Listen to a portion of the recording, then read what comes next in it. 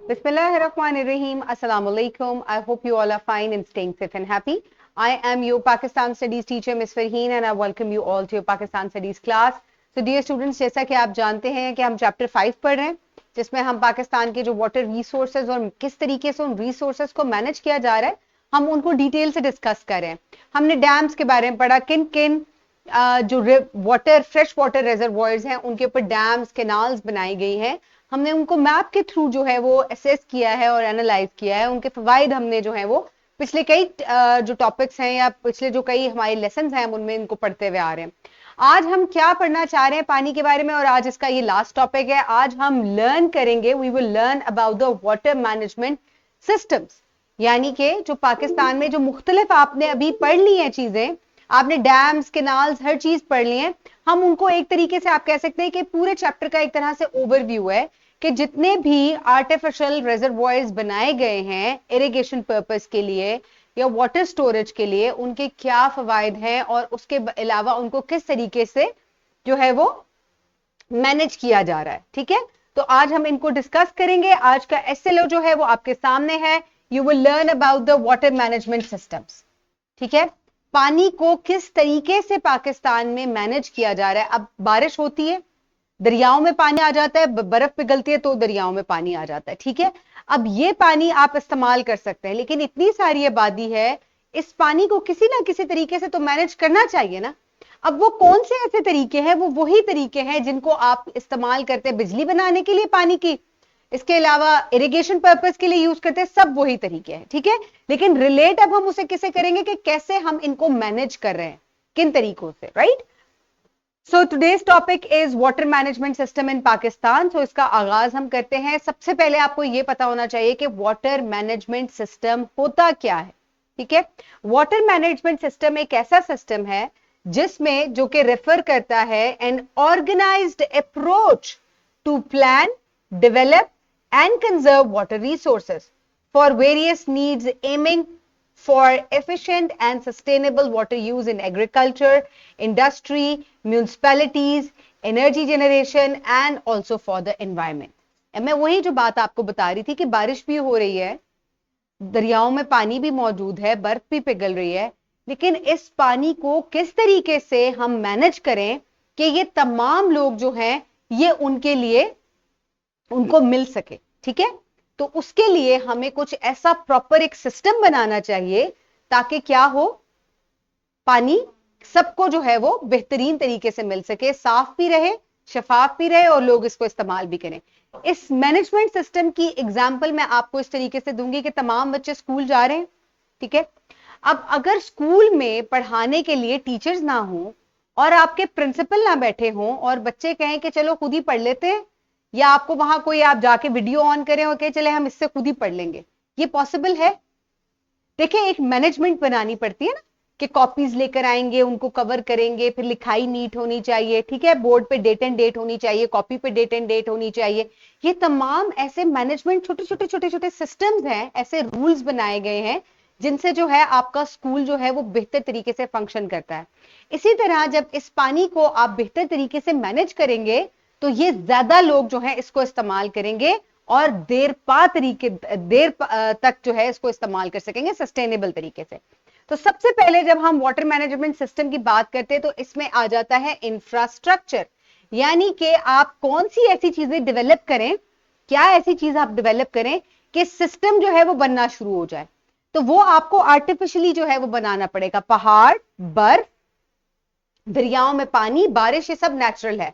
Manage करने के लिए आपको आर्टिफिशियल सिस्टम्स बनाने पड़ते हैं और उसके लिए आपको कुछ चीजें कंस्ट्रक्ट करनी पड़ती हैं. और वो क्या चीजें हैं? उनमें आ जाते हैं डैम्स, आ जाते हैं कैनाल्स, आ जाती हैं बैराजेस, आ जाते हैं. ठीक है, ये आप बनाएंगे तो आपका जो है वो एक रिजर्वॉयर, यानी कि आप इस पानी को क्या करने के काबिल हो जाएंगे, स्टोर करने के काबिल हो जाएंगे. ठीक है, अदरवाइज क्या होगा, पहाड़ से सोर्स से शुरू होगा, बहता जाएगा, बीच में से जिसने इस्तेमाल किया कर लिया इस्तेमाल, और सीधा कहां जाके गिरेगा, समंदर में. ठीक है, तो जाया ही हो गया ना एक तरह से. तो हमने जब इससे फायदा उठाना है, बिजली भी बनानी है, प्यास भी बुझानी है, फसलों को भी देना है, जानवरों को भी पिलाना है, पौधों को भी देना है, तो फिर हमने क्या करना है, फिर हमने इसको इफेक्टिवली यूज करना है, राइट। उसके लिए सबसे पहले हमें कुछ ऐसा इंफ्रास्ट्रक्चर डेवलप करना पड़ेगा, और वो कौन सा है? डैम्स, बैराजेस, कैनाल्स, ठीक है, ये वो ऐसे रेजर्वॉयर्स हैं।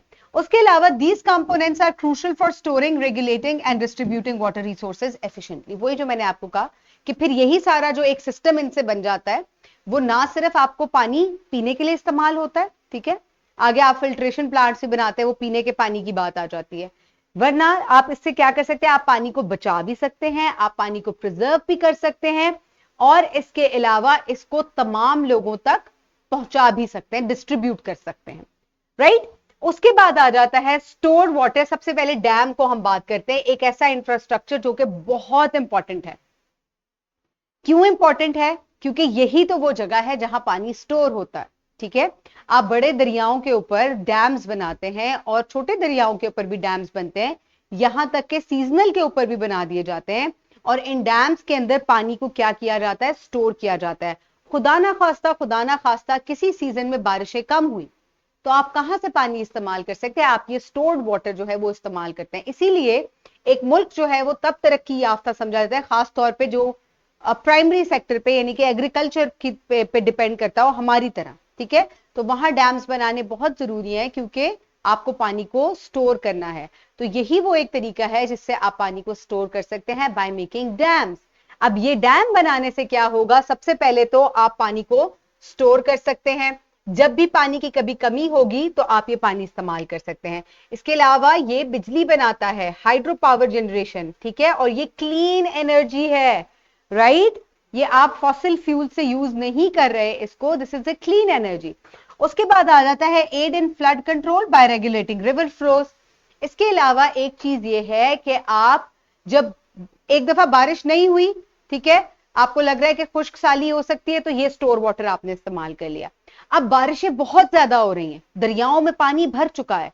अब वो पानी जो है वो क्या करेगा? अगर उसको रास्ता या उसको आप स्टोर नहीं करेंगे, उसको प्रॉपरली मैनेज नहीं करेंगे, तो वो क्या करेगा? वो तो आपके शहरों को ही जो है वो सैलाब ज़दा करेगा, डूब जाएंगे आपके शहर। तो अगर आपके डैम्स के अंदर कैपेसिटी है, आपके पास मैक्सिमम डैम्स है, तो आप क्या करेंगे? आप पानी को वहां स्टोर कर लेंगे, और फिर खुदा ना खास्ता अगर किसी साल बारिश नहीं होती तो वही पानी आप इस्तेमाल करेंगे। तो आप देखें कि जब पानी नहीं है तो भी पानी इस्तेमाल हो रहा है, ज्यादा पानी है तो भी आप इसको स्टोर कर पा रहे हैं, राइट। तो कितनी मजेदार चीज है ये डैम। उसके अलावा it provides recreational opportunities enhancing local economies. कभी डैम गए हैं सैर करने?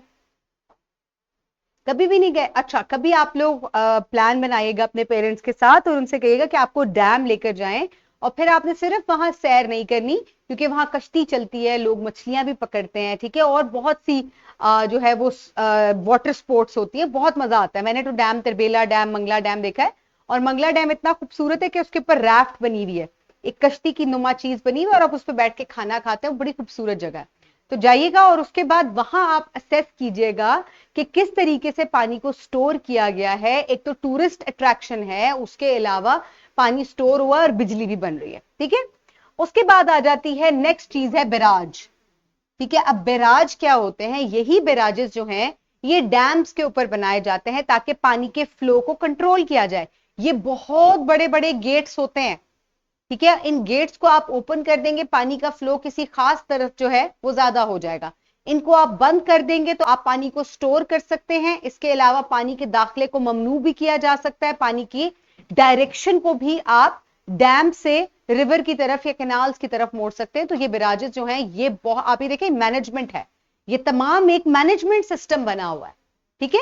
अभी हम ये बात नहीं करें कि फसलों को दे दिया, दरिया में पानी किधर है किधर नहीं है, हम एक मैनेजमेंट सिस्टम की बात करें, उसकी इंपॉर्टेंस की बात करें।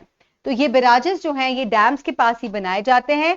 ये रिवर के पानी को फ्लो को कंट्रोल करते हैं, पानी को डाइवर्ट भी करते हैं कैनाल्स की तरफ, एग्रीकल्चर, इंडस्ट्री और जिधर भी म्यूनिसिपल यूज हो उस तरफ इसको, या जहां जरूरत है वहां इसका पानी का आप रुख मोड़ सकते हैं। इसके अलावा aid in flood control and improve river navigation. अब जाहिर है जब ये बड़े बड़े गेट हैं और आपको ये लगेगा कि पानी जो है अब दरिया जो है वो भर चुके हैं, तो आप पानी का डायरेक्शन जो है उसको डैम्स की तरफ कर सकते हैं, गेट्स को ओपन कर सकते हैं, गेट्स को क्लोज कर सकते हैं। तो इस तरीके से पानी के फ्लो को कंट्रोल किया जा सकता है। And next is ensure equitable water distribution. अब बराबरी की बुनियाद पर आप पानी को तकसीम कर सकते हैं। ठीक है, ये नहीं है कि किसी की नहर में पानी ज्यादा छोड़ दिया, किसी की नहर में कम छोड़ दिया, पानी अपनी मर्जी से आ रहा है, नहीं, आप उसको प्रॉपरली जहां देखेंगे जिधर जरूरत है उस तरफ आप पानी को बराबरी के साथ जो है वो तकसीम कर सकेंगे। अब तो कोई इनइक्वालिटी इससे नहीं होगी, तो इसी को मैनेजमेंट कहा जाता है। उसके बाद आ जाते हैं कैनाल्स। ये बहुत इंपॉर्टेंट है, इनको हम बहुत डिटेल से पहले भी डिस्कस कर चुके हैं कि ये आपका जो नहरी निजाम है, इसी के ऊपर पाकिस्तान का जो ज़रई निजाम है ये खड़ा हुआ है। ठीक है, बुनियाद है हमारी नहरें। अब ये जो नहरें हैं ये भी आपकी वाटर मैनेजमेंट का एक हिस्सा है। किस तरीके से हिस्सा है? ये पानी को ट्रांसपोर्ट करते हैं, ठीक है, इरिगेशन के लिए। किस तरीके से ट्रांसपोर्ट करते हैं? लेट सपोज ये दरिया है आपका, ठीक है, और यहां पे कुछ खेत मौजूद हैं, लेकिन दरिया तो उस तरफ नहीं जा रहा। अब क्या किया जाए भाई? अब क्या किया जाएगा कि या तो इधर डैम बनाकर और यहां से आप जो है वो नहरें निकाल सकते हैं, वरना छोटे छोटे चैनल दरियाओं में से भी निकाले जाते हैं। ठीक है, और इन्हीं चैनल से क्या होता है, आप पानी जो है वो डिस्ट्रीब्यूट करते हैं। ठीक है, enhance agricultural productivity by controlling soil moisture levels। इसके अलावा आप पानी के soil moisture को भी कंट्रोल कर सकते हैं। कैसे कंट्रोल कर सकते हैं? आप ये देखें कि जिन इलाकों में पानी जो है वाटर लॉग्ड हो गई है, सॉइल पानी जो है वो बहुत ज्यादा हो गया है वहां, तो आप क्या कर सकते हैं, आप वहां पानी की रोकथाम करके उस इलाके को कुछ अरसा वैसे ही छोड़ दें, और यहाँ या फिर उसको ट्रीट भी किया जा सकता है। ये ट्रीटेबल होता है, जो वाटर लॉगिंग और सैलिनिटी है इसको ट्रीट भी किया जा सकता है। ठीक है, तो इसको भी आप इस तरीके से आराम से पानी की को कंट्रोल कर सकते हैं। Serve as transportation routes in areas with limited infrastructure. इसके अलावा नहरों में अक्सर कश्तियां चलती हैं, और ये कश्तियां क्यों चलती हैं? जहां पर प्रॉपर इंफ्रास्ट्रक्चर रोड्स वगैरह मौजूद ना हो, तो वहां से आप नहरों में ट्रांसपोर्ट के लिए भी इसको यूज कर सकते हैं। ठीक है, उसके बाद आ जाता है वाटर रेजर्वॉयर्स। ठीक है, अब वाटर रेजर्वॉयर्स की क्या अहमियत है, ये क्यों होने चाहिए? वाटर रेजर्वॉयर्स जो है ये पानी को स्टोर करते हैं आपके एग्रीकल्चर पर्पस के लिए, इंडस्ट्रियल पर्पस के लिए, और इसके अलावा आपकी घरेलू सनतों के लिए भी ये यूज होते हैं। आपके घरों में भी पानी चाहिए होता है हर वक्त, और ये आपकी रिक्रिएशनल एक्टिविटीज जो है उनको भी सपोर्ट करता है। रिक्रिएशनल एक्टिविटीज क्या होती है? जो तफरीह के लिए जो है वो एक्टिविटीज होती हैं। ठीक है, उसके अलावा contribute to hydro power generation, और इसके अलावा जो पानी स्टोर किया जाता है, और रिजर्वॉयर किधर बनेगा? डैम में ही बनेगा। ठीक है, तो ये जो डैम्स हैं ये फिर क्या करते हैं? ये बिजली बनाने का भी काम करते हैं।